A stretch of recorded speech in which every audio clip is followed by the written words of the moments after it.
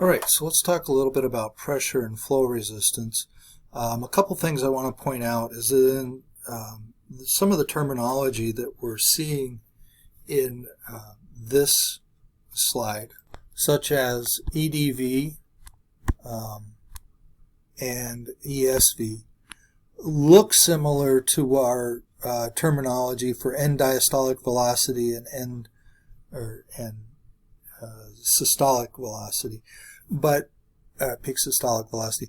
But these are volumes, okay? So when we're talking in the echocardiography world, we are talking about volumes and not velocities.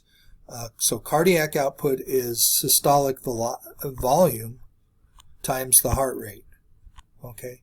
And when we see the ejection fraction, SV over EDV, it's systolic volume over end diastolic volume.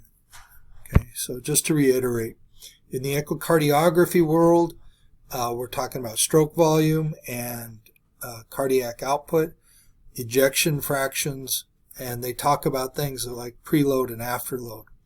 This is different than what we're used to in vascular or abdominal scanning. Preload and afterload. Preload refers to the volume in the left ventricle at the end of diastole. So this is when the ventricle is maximally dilated. And so afterload is the resistance at which the ventricle must pump. So this is the pressure in the aorta or the pulmonary artery that the ventricle has to pump against. So preload and afterload, those are part of the echocardiography terminology that you may need to know on the exam. So the cardiac cycle, of course, is our stroke with the atrial contractions and then the ventricular contractions. We generally are, in echocardiography, they're talking about the ventricular contractions when they say contraction, and so that's usually what they're referring to.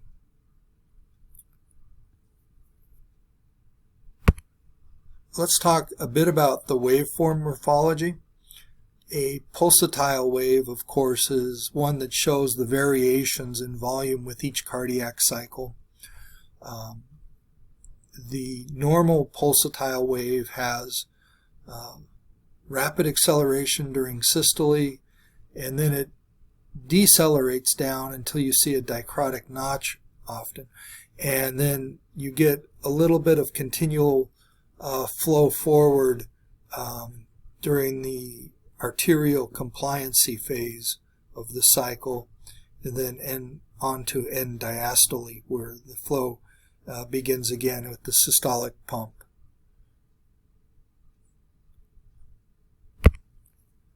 In our peripheral venous system, we always want to think about the radius of the veins having a lot to do with their waveform.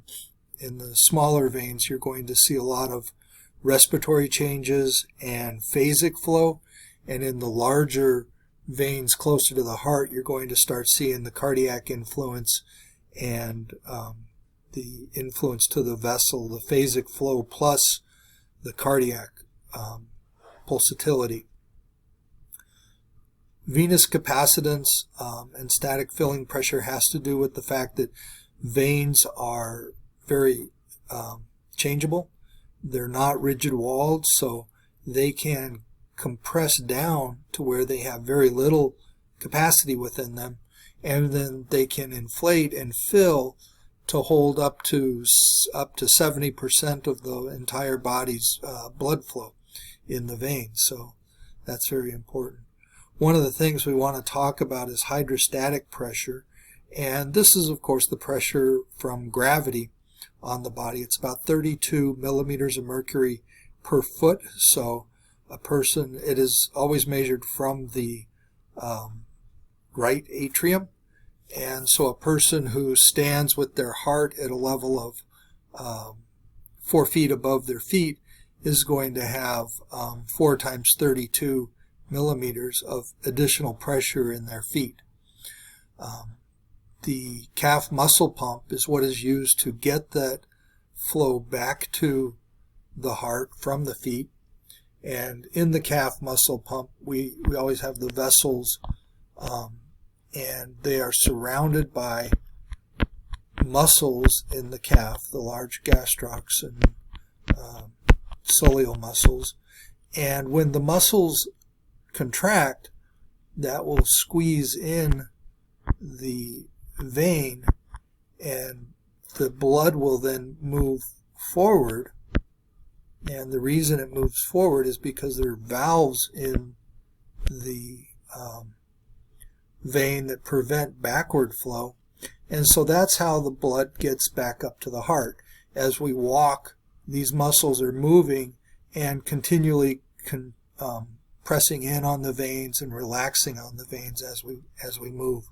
And the calf muscle pump is one of the more important ways of getting blood back to the heart.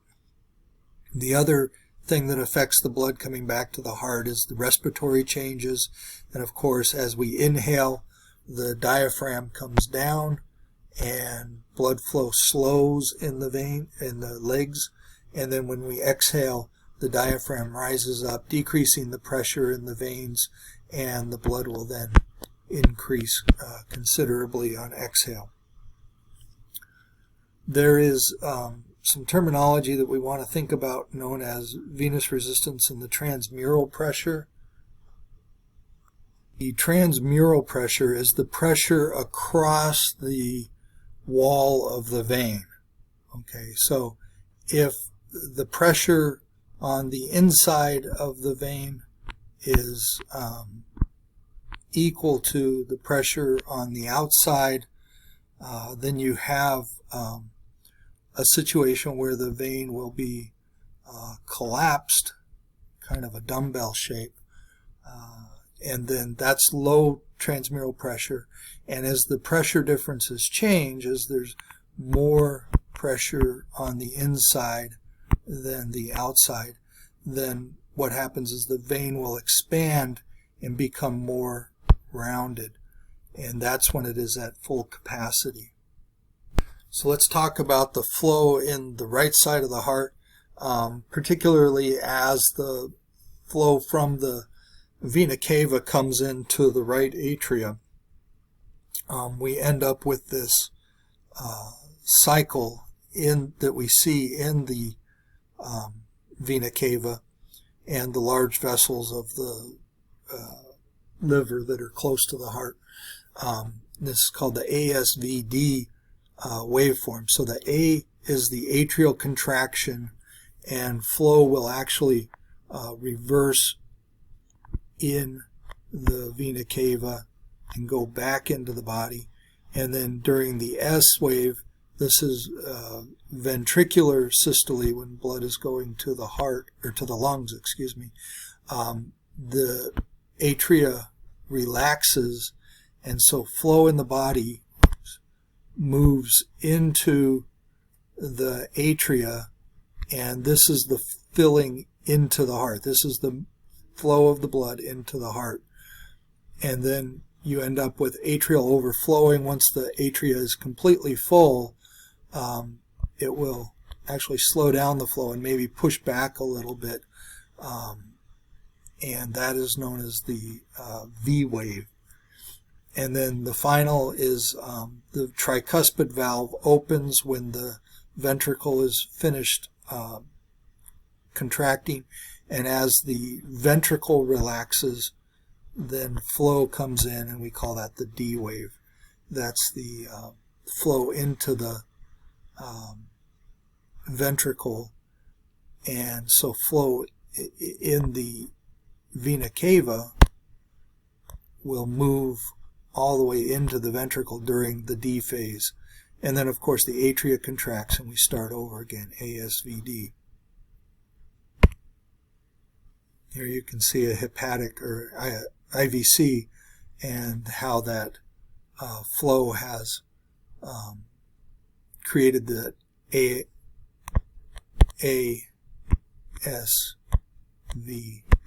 waveform. And so most of the flow is constantly moving towards the heart But you do have a couple of little phases where it's not. Let's talk about the cardiac flow on the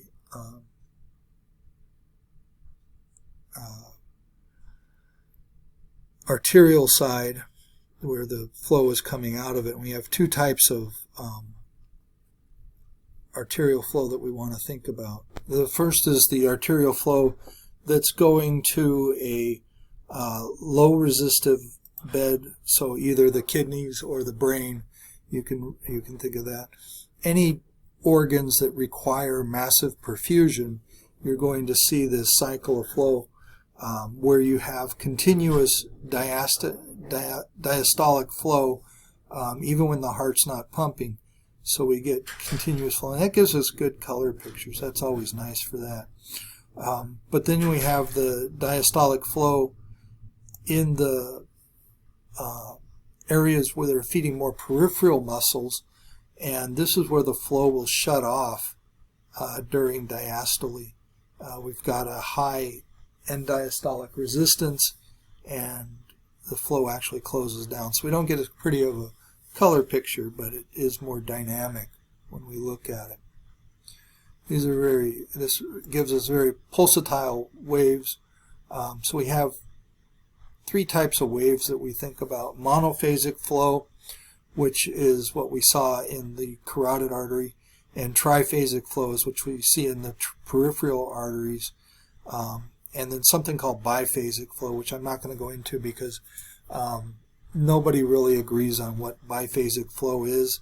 You could just think of it as flow without the end diastolic component to it. So triphasic flow has three phases. Forward phase during systole, early diastolic flow reversal due to the resistance of the blood flow towards the organs, and then late diastolic flow from the compliancy of the arteries. In vessels such as the aorta, we're going to see less peripheral arterial flow, less triphasic flow than you would as you go down to the major arterial branches. This just gives us an idea of how big these are. The aorta is 2.6 centimeters approximately in diameter, or 1 inch in diameter, and the large arteries are 0.8 centimeters in diameter. And if you think about it, though, there are many more large arteries than there are aortas, so more blood is actually in the large arteries, even though they are individually smaller. They make up a greater flow of the blood.